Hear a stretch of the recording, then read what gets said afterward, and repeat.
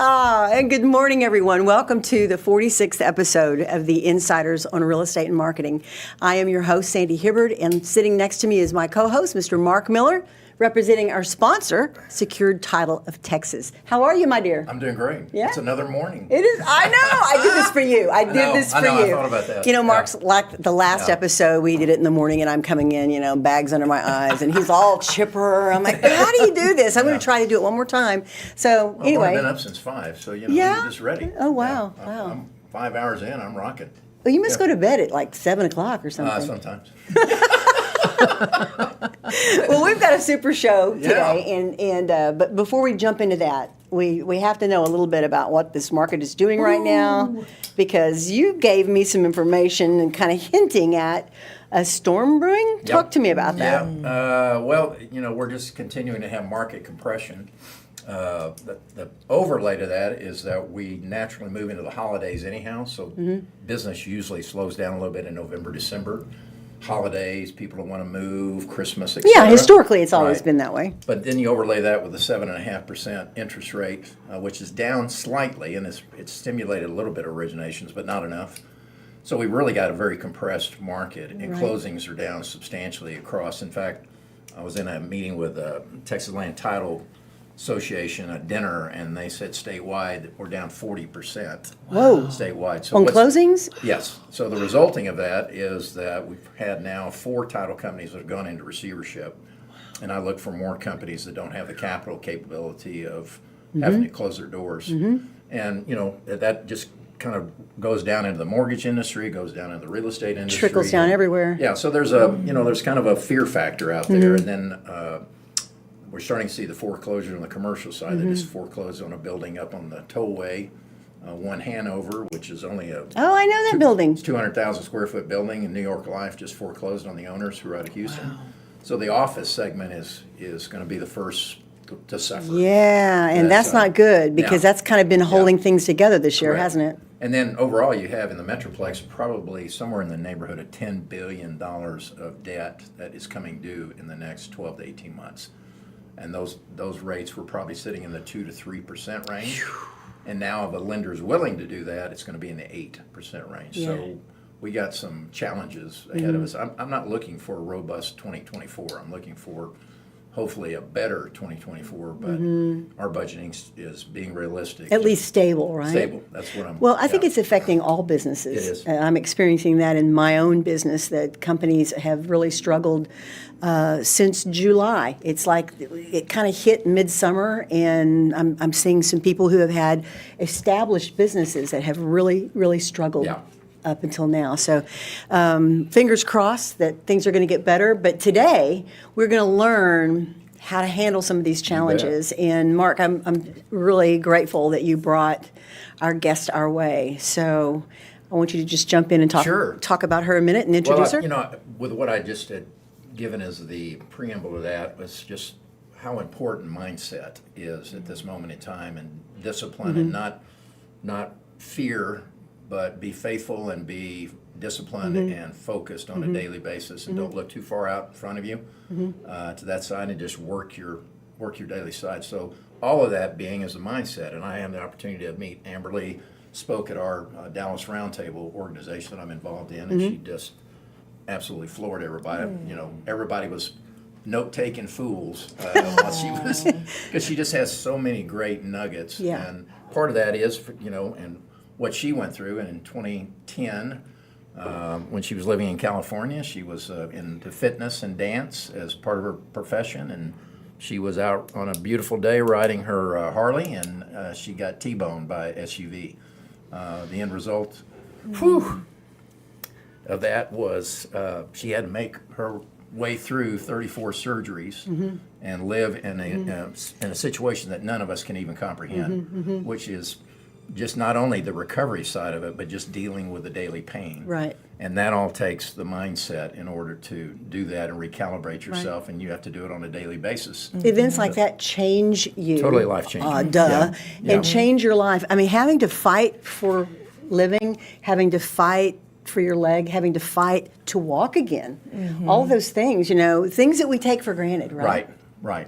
And when tragedy hits, I said, I will That's never tough. complain about a leg cramp again. Oh my God. If I wake up in the morning and I go across the floor and something's hurting, I'm like, it's not hurting. I'm Jeez. okay. I've seen Amberly's Yeah. story. I'm all right. Yeah. Well, we're So- talking about Lago, Amberly yep, Lago. yep. And like Mark was saying, Amberly had a horrible crash and years of recovery. She's going to talk to us about that. She's also the author of New York Times bestselling book, True Grit and Grace, which has all these nuggets that she's going to be talking with us about today. So I encourage you to go onto Amazon and pick up that book if you want to continue this podcast in your own private time through that book. So, Yeah, and I think one of the key, points to that as well is just when you go through anything and I think Amberly would touch on this, is the acceptance of where you are in your circumstances, and then how do you move forward to make the most that's good. of those and have that type of mindset,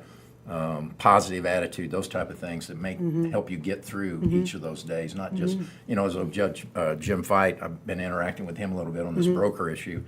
But he said, this isn't about survival, it's about succeeding. Yes. And I just Yes. love that theme Yes. that Jim has, and I think that's where Amberly would be as Yeah. well. It's not just about surviving, it's about how do I move forward and succeed. Absolutely. So that side. So I didn't even touch nearly on everything she's accomplished I know, and what she's I know. overcome, but I am just over excited to have you on our show today.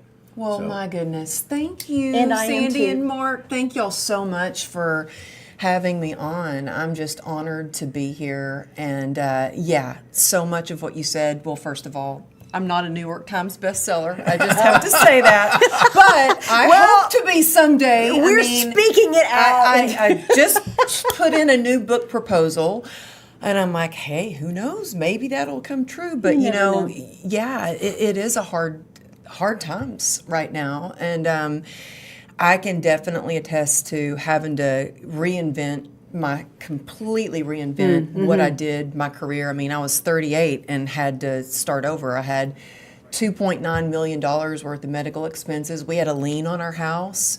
I'll never forget my husband calling me from the parking lot at the grocery store one day and said, well, I think our car's been stolen. And I said, wait a minute. We got a lien on our house. My motorcycle's titled. And now you're telling me the car's been stolen? And he goes, oh, wait a minute. No, there was a UPS truck blocking it. So I was like, okay, we have our car. But it has taken a lot of grit and a lot of giving myself grace along the way to get through these moments. And a lot of faith. So I love everything that you shared, and all of that did start with acceptance because I was in denial. I did not want to accept the fact that I was completely scarred from the hip down, that I wouldn't be able to do fitness videos and modeling anymore.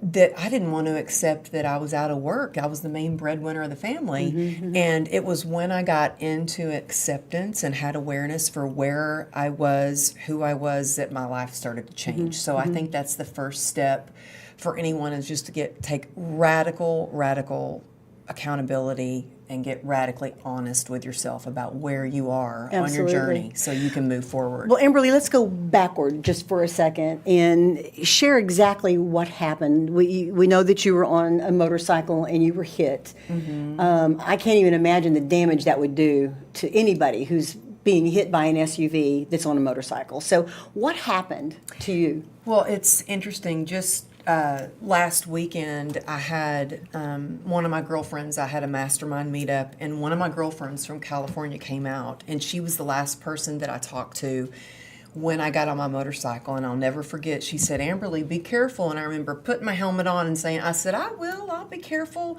And getting on, and I was cruising down Ventura Boulevard, and I was only going 25 miles an hour.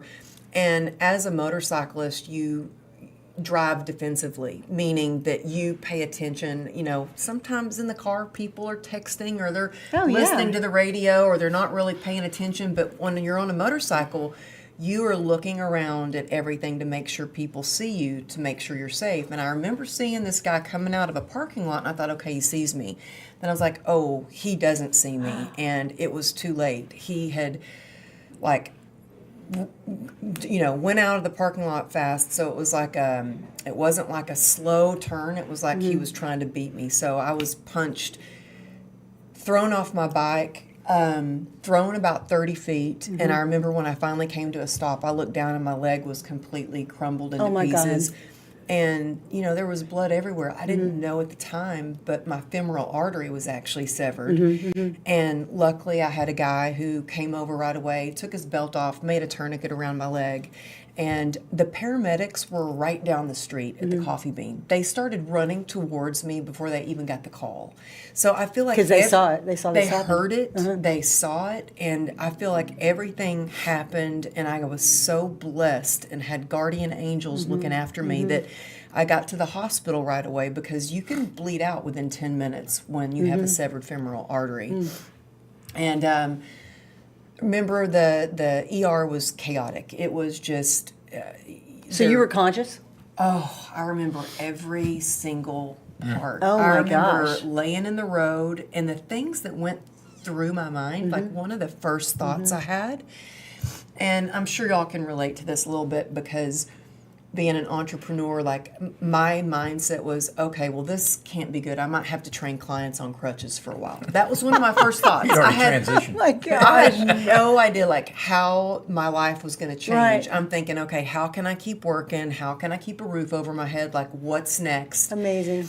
And I was cussing, and I thought, oh, my Methodist mama would not like these words, but I could not control. Like, it was just so painful. Right. And I remember being in the back of the ambulance and squeezing the paramedic's leg so hard, just squeezing it, and looking at him and wanting him to look back at me for some kind of assurance, like, you're going to be okay. You're going to get through this. Yeah. And he wouldn't look at me. And I thought, oh, I must be dying, because he won't even acknowledge that how bad it is. He Wow. won't even he won't make eye contact with me. And when I got to the ER, it was filled with cops, my husband being a lieutenant commander, and the news travels fast in the police force, and so the whole room was filled with cops, and I heard this just crying like I'd never heard before, and I realized it was my husband. Now, my husband, Mark, he's like a tall guy like you, he's a big, strong guy like you, and I'd never seen him cry. And he was hysterical, and I thought, oh my gosh, I think I might be dying. And I thought, I yelled across the ER, I said, honey, I need you to get over here and be strong for me. Because in that moment, I thought, I need to know that he is going to be okay and be able to hold it together for our two kids. And that's the last thing I remember before they put me in induced Amazing. coma. Oh, my God. So, we've all had accidents and things happen to us and been faced with similar things of fear and acceptance of what's just happened to us, the destruction and falling apart of our life as a result, or building it back up. But one of the things that I know that you talk about, and that Mark and I have talked about, is being able to face the fear. And what was the fear, other than losing your job? Were there other fears that you had that has brought you to where you are today, that you've had to work on overcoming?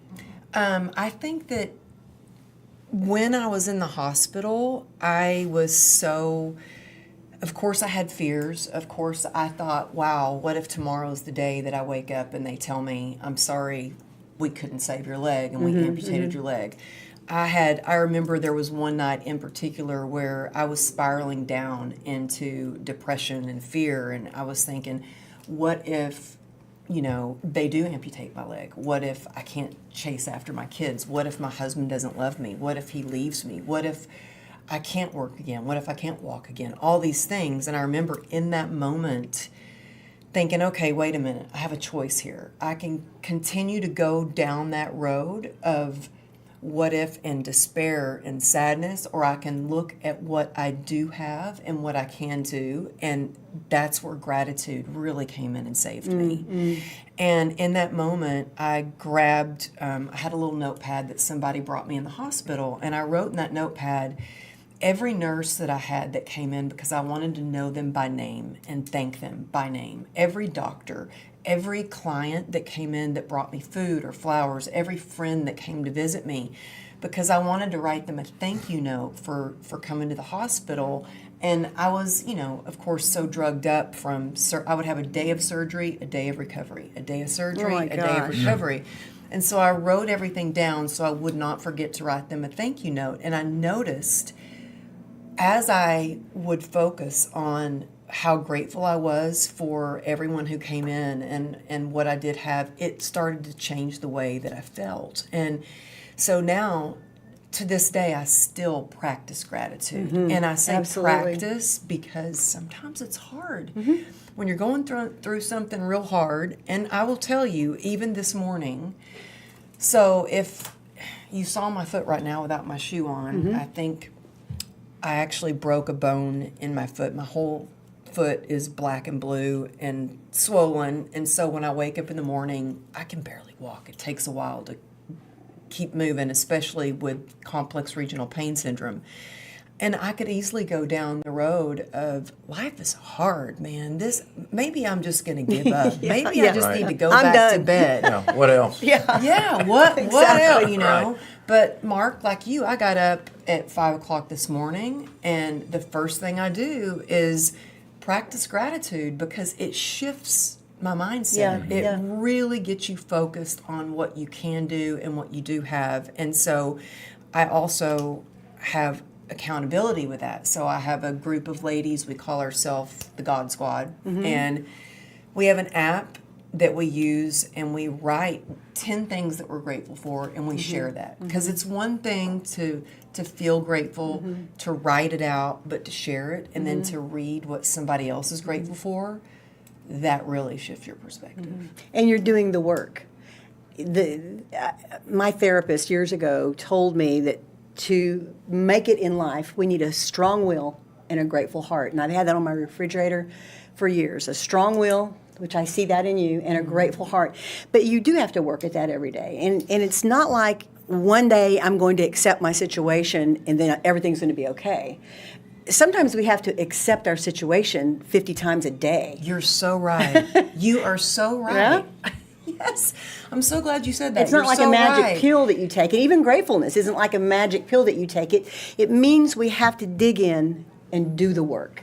And those that are willing to dig in and do the work in their lives, work on gratefulness, work on their attitudes, work on their ability to accept whatever it is, kiss the chains. A very spiritual leader of mine back in the day, Malcolm Smith, said, kiss the chains and they will not be that you won't be in bondage Yeah, you anymore. won't be binded. Yeah. So good stuff. I mean, this And is all of how... that's not a natural reaction for a human being. No, I mean, because we're lazy. Yeah. We want everything to be okay Yeah. and fine and comfortable. And if it gets hard, so many people bail. But that's when the work comes in. Can you do the work? And if you can do the work, then you can have peace and you can experience grace and you can know success. You know, I mean, those are my beliefs. I agree. And I think one of the things that helped me the most throughout my whole journey is being of service to others. And I've had people go, well, I can't be of service. I am in too much pain, or I'm in the hospital, or whatever the excuse is. And I say that because I was of service to others even when I was in the hospital. And when you can serve others, it takes your focus off of yourself and your problems, and you get to help someone else. And so when I was in the hospital, you know, I had a chair in a corner, and there was a curtain, and the nurses would come and plop themselves down beside me and sometimes cry to me and just tell me their problems and just take a break. And they had trackers on them, so sometimes they were there for so long they got in trouble and got kicked out of the room. But You were a light to them. I could give them suggestions. I could help them, or I could just listen. I was still making phone calls to clients. I was still setting up nutritional plans for clients. And in fact, this is something that I haven't shared a lot, but when I first got out of a coma, the very first thing I did was ask for my phone, and I started calling clients because saving my business was just as important to me as saving my leg. And so, you know, Amazing. they were like, my husband was like, give me the phone. And I was like, wait, one more call. And I was like, hey, I may be in ICU now, but third quarter, we are finishing strong, you know? And so I was determined to save my business. That's amazing. So how can we turn this today in just the next 10 minutes that we've got? Gosh, it goes by quick. I know. To the industry that Mark serves, the industry that I serve, entrepreneurs, real estate people who are just trying to make a buck in this economy. How can we take some of these things? I know you talk to groups.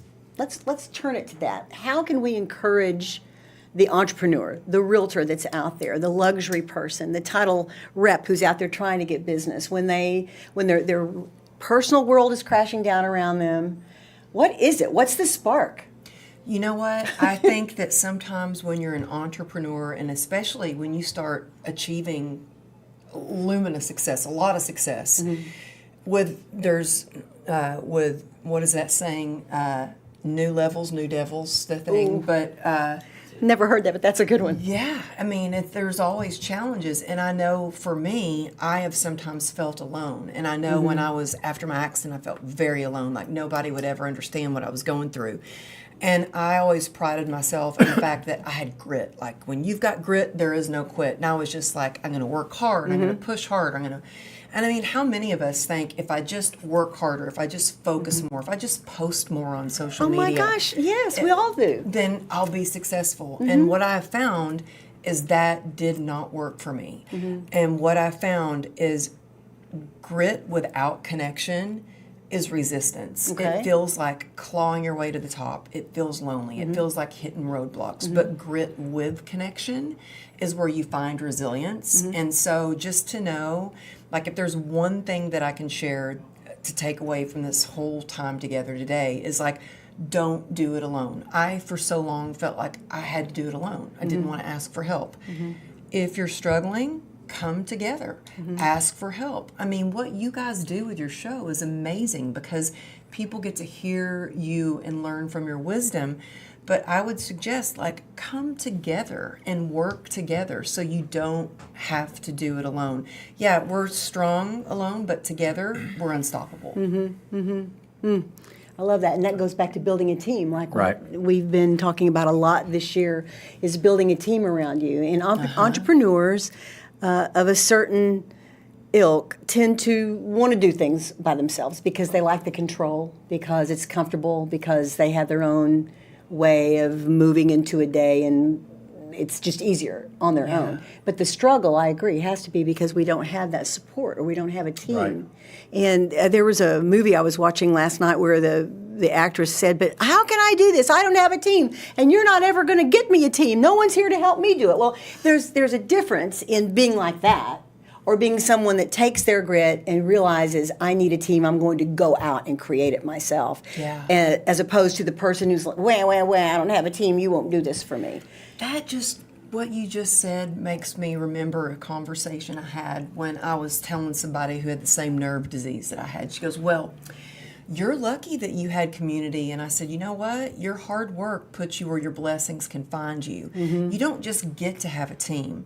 You have to give. You have to contribute. You have to support. You have to add value everywhere you go. And that's how you build a good team. That's how you build those relationships. And I feel like, you know, success is built on relationships. Is that a little bit of the underpinning of your mastermind group? Is that? Yeah. Oh, yeah. I mean, that is. Because mastermind is kind of a common term in the real estate industry. You know, they always have mastermind groups that get together. I've never been in one, but I'm just always curious to know kind of what is happening. Yeah, within tell us that. about that.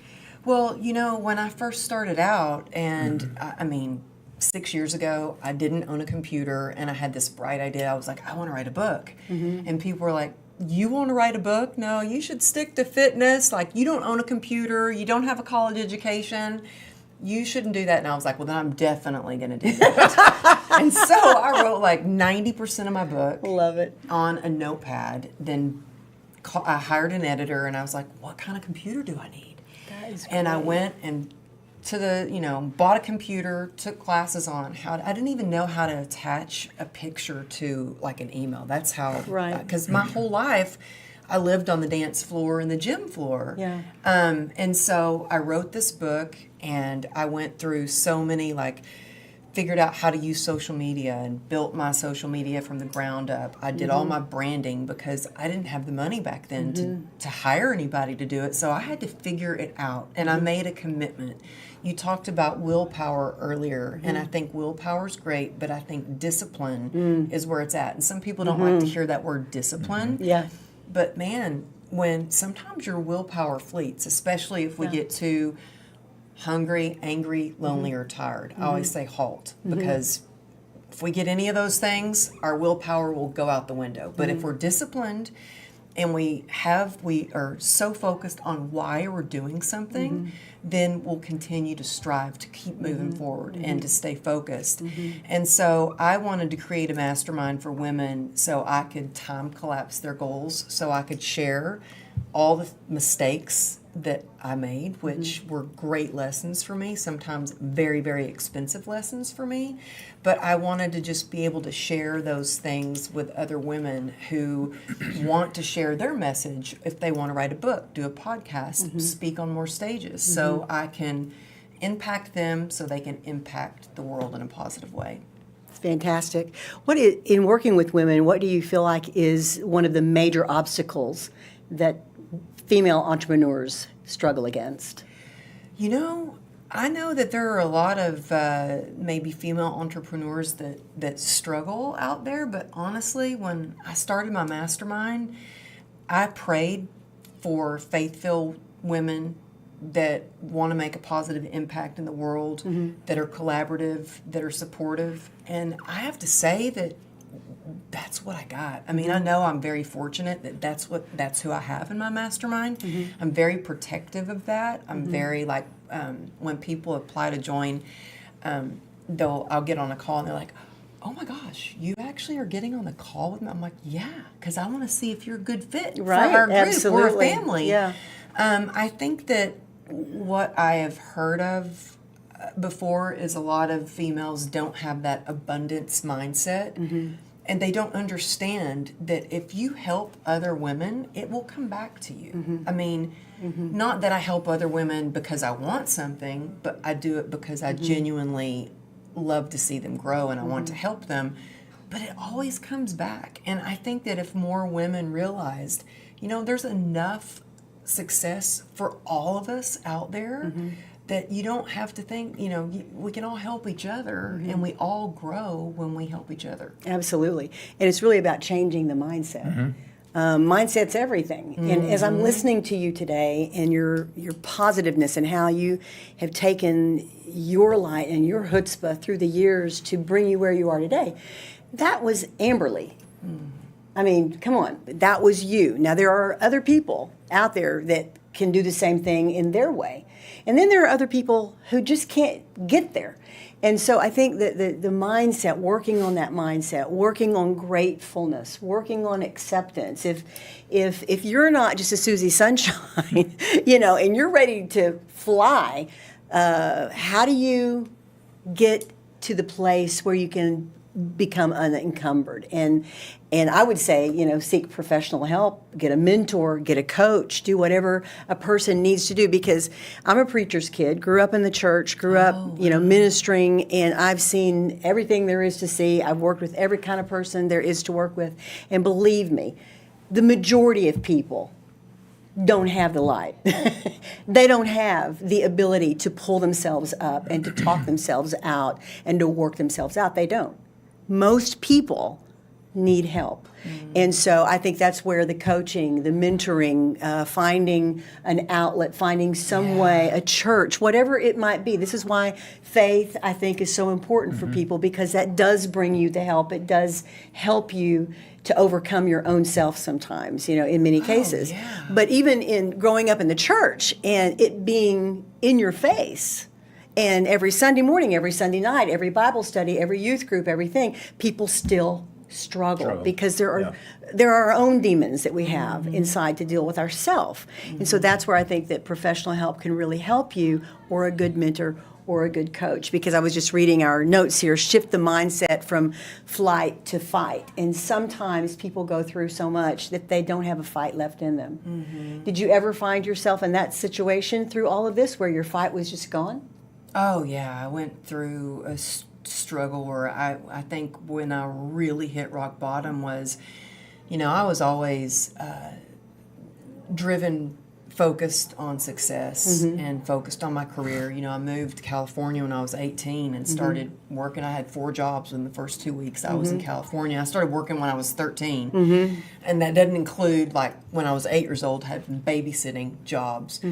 So I was always focused on work, achievement, and after my accident and being diagnosed with this incurable nerve disease called complex regional pain syndrome, I had every kind of treatment. I mean, I was on 73 homeopathic pills along with 11 prescription medications. I had a spinal block, spinal radio frequency, spinal stimulator, all these things, and nothing was helping with the pain. And so I started drinking to try to just numb out the pain. And that worked until it didn't. And I had so much shame that how did a good girl like me end up like this, where I got to drink every day? And it was that acceptance of I got a problem.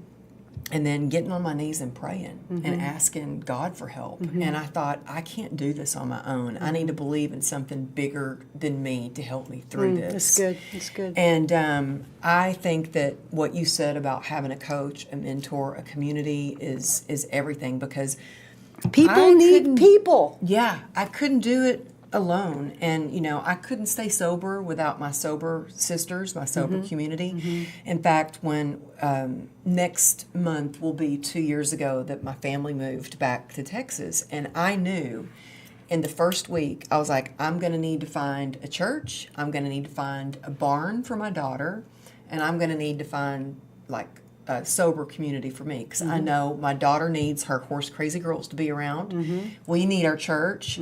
I need my sober sisters. So I knew. And so the first day we were here, I'm pulling out of the driveway with my daughter, and my husband's like, honey, the moving truck they're coming with the furniture. And I'm like, I'll be back. I got an appointment at this barn for my daughter, because I knew I needed to find I needed her to have her community. You were in fight mode. I was like, whether it's you're young, whether you're, my age, I was like, you need community. And you don't, because I've tried to do it alone, and it didn't work. And so, Community. That's what it's all about, my friend. Yep. Well, we've run out of time. All right. Darn it. So you want to tell us how you want to leave us today? Yeah, my takeaways are... I know you have really loved her speaking and been touched by... Yeah. Obviously, grit and grace is a great way to focus on a daily basis, but discipline, right now I'd say don't read the press. Just be disciplined in what you know has brought you success before, and stay with that formula. Be grateful, particularly in this Thanksgiving time, Absolutely. of what we have.